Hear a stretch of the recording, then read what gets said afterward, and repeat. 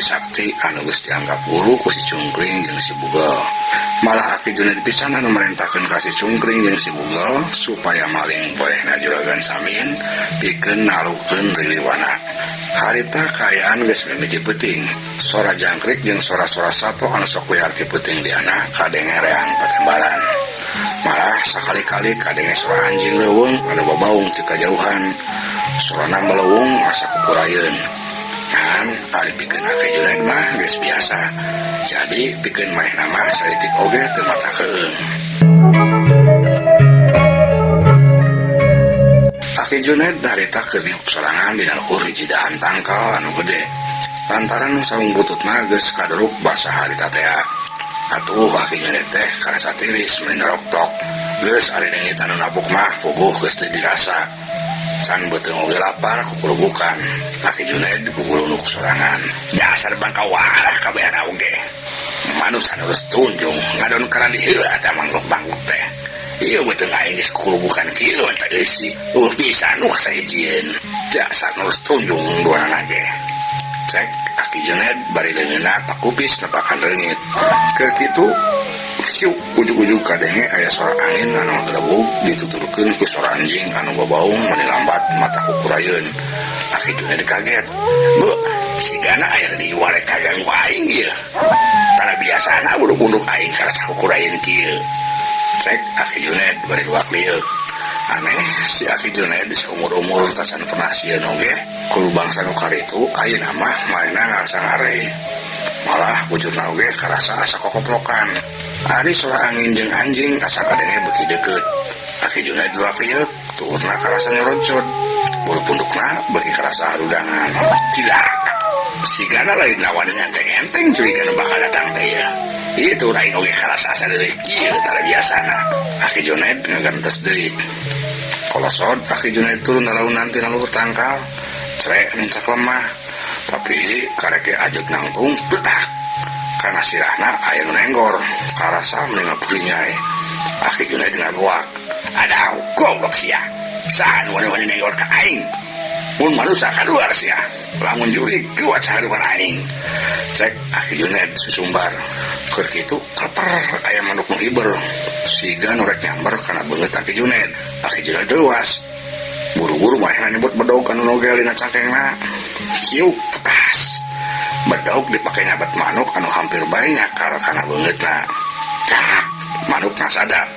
Rugrag-ragan tanu aneh meuni kadenge ngagedeblug jeung inggeung.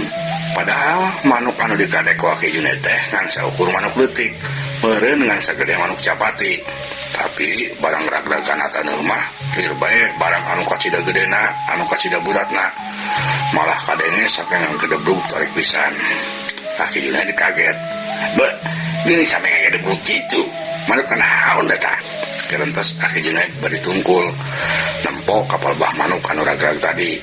Parang breh si horeng manuk teh eueuh, malah anu aya ngan saukur dahan tangkal samoja anu sapat kurut ditigas ku bedog Aki Junaid. Aki Junaid beuki heran, kot dahan samoja teh dicokot tuluy di lengan. Kurang ajar, si horeng ngan saukur samoja. Dasar curig, wani-wani rek nulingkeun ka aing kieu carana mah. Kerentas Aki Junaid deui.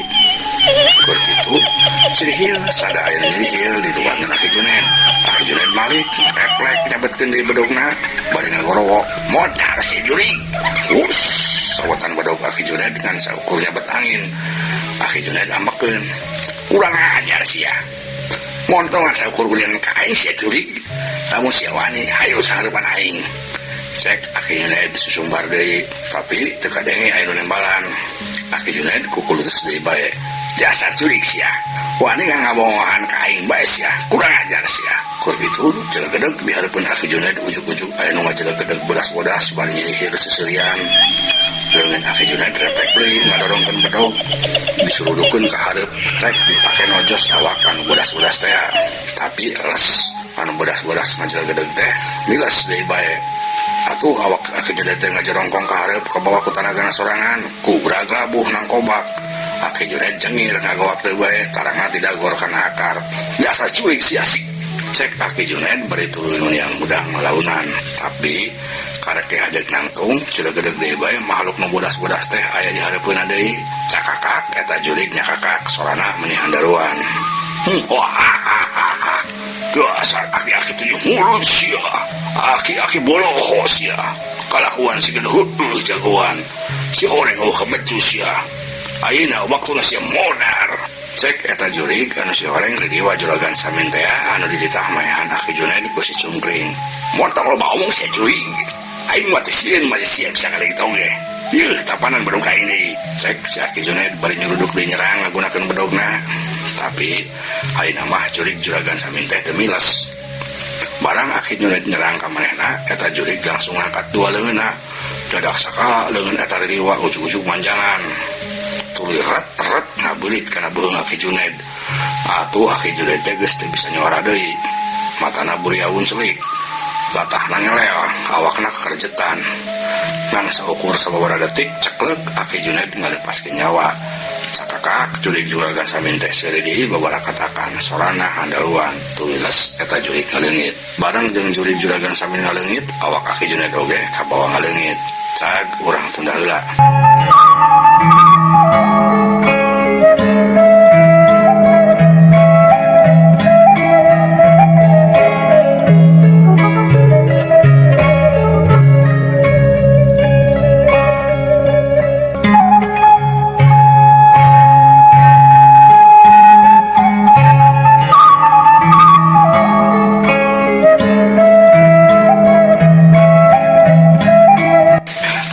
Urang balik deui heula nyaritakeun kaayaan di imah tua kampung.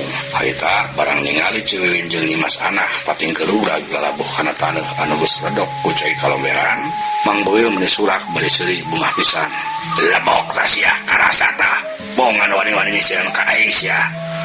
Cek Mang Boil bari jeung surak meuni ajrag-ajragan. Katempo bae siga bolon anu bener-bener bungah pisan.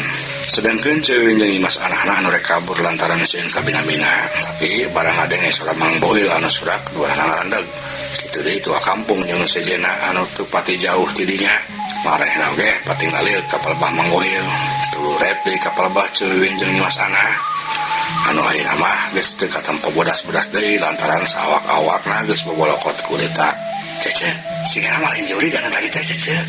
Cek Nyimas Anah ngomongna rada hahareosan ka Ciwiwin. Nya Nyimas, sadana mah soal Mang Boil. Sigana ngaja nyisieun ka urang. Tembak Ciwiwin bari terus ngalieu ka Mang Boil anu masih kena surak ajrag-ajragan. Di sejen pihak tua kampung saparakan saoge sarua kadenge pating rendang.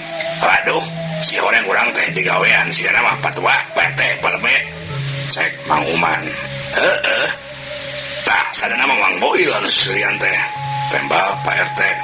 Nya tuh memang Mang Boil. Tempo tuh. Tua kampung ngomong bari tutunjuk ka palebah Mang Boil anu nangtung keneh di hareupeun lawang. Dasar nulus tunjung. Disangka teh heueuh kapiuhan, hanas kukuring di jampean sagala. Kek. Tapi eta hari jalma we nu duaan sahanya. Cek palebe. Deui atuh. Tapi dasarna mah geuning sora Ciwiwin jeung Nyimas Anah. Ngantek naha marahna ka dieu nya. Cek Pak RT. Nya Ciwiwin tuh. Nujina tuh Nyimas Anah. Lamun kitu mah berarti urang teh disieun-sieun ku jama 2 eta. Cek tua kampung. Nya. Naon maksudna cenah mah nyisieun ka urang sagala. Kos eueuh bae gawe jalma teh. Cek palebe katempo rada seueuh. Kek wa kayak heula. Bisi bener manehna duaan teh diwa. Darek nah coba penting-penting kos kieu Ciwiwin jeung Nyimas Anah ka darieu. Mang Uman mah can yakin. Nya bener oge nya. Halus nama tempo heula atuh ka bener. Cek tua kampung. Nya atuh cik tempo ka ditu patua. Bener lain Ciwiwin jeung Nyimas Anah eta teh. Cek Pak RT. Ye. Atuh ku palebe halus nama nu nempona. Lantaran bisa bener jurig. Pan hari palebe mah moal naon da geus nyaho antina, geus nyaho jampena. Tua kampung mugen lantaran mainna masih keneh ngarasa sieun bisi bener jurig. Ih, atuh geuning kalah ka kuring deui bae. Pan kuring geus ngomong, kuring masuk era lamun palih jeung jurig teh. Embung atuh kuring mah. Tembak palbe mainna oge ngarasa sieun sabenerna mah. Lah, ngaku bae sieun atuh palbe. Sok loba alasan bae palbe mah. Cek Mang Uman. Atuh sok Mang Uman ka ditu anu wani mah. Tembak palbe deui bari rada mencerang. Ye, pan geus bogoh kuring mah teu wani. Jadi embung atuh kuring mah. cek Mang Uman deui. Geus ulah barebut omong. Ayeuna mah cungku kabehan bae ilik babarengan. Tua kampung akhirna mah mere keputusan. Tah lamun kitu satuju, bener mending kitu. Sok atuh patua leumpang ti heula. Cek pala deui bari ngadorongkeun awak tua kampung sina leumpang di hareup. Tua kampung teu kaleket, main langsung bae meulaan leumpang ngalaunan rek nyamperkeun ka Nyi Mas Anah jeung Ciwiwin. Tapi sajeroning leumpang tua kampung teh ngomong sorana ngahaja ditarikeun. Lamun bener anu dihareup teh jurig, kok mere anu leumpang ditukangeun kuring tah palebe PRT jeung umat mere tah kadinya. Cek tua kampung bari leumpang. Atuh palebe PRT jeung umat anu leumpang ditukangeun teh ruas. Kawas budak bolon bae marahna buru-buru paheula-heula ka hareup. Saking embungna leumpang ditukang sampai betot-betot leungeun sagala. Malah tua kampung anu tadi ke leumpang panggareupna oge ditarik lah bajuna ku palebe. Ke kuing teh heula patua, kuing teh heula. Atuh awak tua kampung teh ngadangga ka tukang. Tua kampung hambek. Inahan ngebatot baju kuring barina ge. Ongkoh kuring tadi hareup. Kawas bolon bae barina ge. Cek tua kampung bari ngapeskeun leungeun palebe. Bari palebena teu nimbalan. Malah buru-buru leumpang deui miheulaan, tapi kaburu dibatot leun aku Pak RT. Tungtungna mah teu karu anjog, malah pabetot-betot teu puguh siga bolon. Nempo kalakuan tua kampung jeung sejenak kitu, Mang Boil ngabarakat deui suserian. Lah, dasar kolot-kolot ada buah burihan kabeh ge. Eta nu duaan mah lain jurig, tapi Nyi Mas Anah jeung Ciwiwin. Dasar kolot-kolot bagog kabeh ge. Cek Mang Boil. Hari Nyi Mas Anah jeung Ciwina ketempo si direret. Weuh baina oge, ieu mah kuring jeung Nyi Mas Anah. Ayeuna kuring jeung Nyi Mas Anah jadi sangsara kieu gara-gara kolot barorangan teh. Dasar kolot-kolot begog kabeh ge. Kolot-kolot 7 mulut. Cek Ciwiwin. Nyi Mas Anah noel kana leungeunna Ciwiwin. Gini kalana aku atuh cece. Mendengaran maka urang kene. Cek Nyi Mas Anah. Geus kajenting Nyi Mas. Geus kapalang karyawan. Tapi kade Nyi Mas. Urang ulah daek disalahkeun nya. Urang kudu nyalahkeun maranehna teh heula. Cek Ciwiwin, Nyi Mas Anah ngungeuk. Tua kampung jeung sejenak heret bari pating kelemes. Palebe udah nu kitu nama pangkat bae lebe tapi borangan. Cek tua kampung deui mojokeun palebe. Ulah mojokeun kuring bae atuh. Dasar ulah kabehana ge borangan. Palebe teu ngeunaheun dia omong kitu teh. Ari PRT jeung Mang Uman mah geus teu malire deui ka tua kampung jeung palebe anu keur parabut omong. Maina duaan turun nyalamperkeun ka Ciwiwin jeung Nyi Mas Anah bari pok ngomong. Lain ari Ciwiwin jeung Nyi Mas Anah nananahan atuh kos eueuh bae gawe. Ngadonesian ka kuring kabehan. Nyaho ayeuna teh keur gusum jurig. Cek Pak RT langsung bae maido ka Ciwiwin jeung Nyi Mas Anah. Atuh bongan bae Pak RT jeung kabehana barorangan pisan kalakuan teh. Kuring kutrak-ketrok panto bari uluk salam eueuh nembalan. Boro-boro muka panto. Cek Nyi Mas Anah. Nya padahal ya kuring teh Pak RT Mang Uman ya kuring ka dieu teh padahal mah wadahareun yang patua Pak RT jeung kabehan. Nah aja kuring ka dieu teh. Cek Ciwiwin ilu ngomong. Nyi Mas Anah nyigeung awak Ciwiwin bari ngaharewas. Heh cece ini ngomong mau wadahareun pan urang ka dieu teh teu mau naon cece. Cek Nyi Mas Anah ngaharewas. Geus cicing bae Nyi Mas mah ieu mah urusan cece. Tembal Ciwiwin sarua ngaharewas. Padenge Ciwiwin ngomong mau dahareun kitu kabehana meuni curing hak. Komodi Mang Boil anu keur nangtung kana hareupeun lawang meuni bungah pisan da beuteung bae mah geus lapar. Malah saking kubungah-bungahna Mang Boil mah langsung bae buru-buru nyamperkeun setengah lumpat. Mana Ciwiwin dahareuna ieu kuring ajangan. Cek Mang Boil bari setengah lumpat muru ka Ciwiwin jeung Nyi Mas Anah. Pas liwat kana golodog teh apa lamun di dinya teh geus dipasang palang awi ku Ciwiwin jeung Nyi Mas Anah. Suku Mang Boil ti tajong kana awi, tonjong Mang Boil lonjong kudak labuh nakoba kana taneuh anu geus diguyur ku leutak jeung sai kalomberan teh Mang Boil ngagoak. Waduh harum cadol teh aing digawean deui bae. Cek Mang Boil bari cangkat hudang.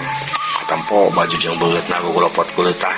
Gara tua kampung Pak RT jeung nu sejena kalah ngadon sarurak lain ulungan. Tah karasa ku Mang Boil ge puas tah. Cek tua kampung kalah mau puas. Ciwiwin jeung Nyi Mas Anah oge ilu susurian mani ahkeyan. Cak urang tunda heula.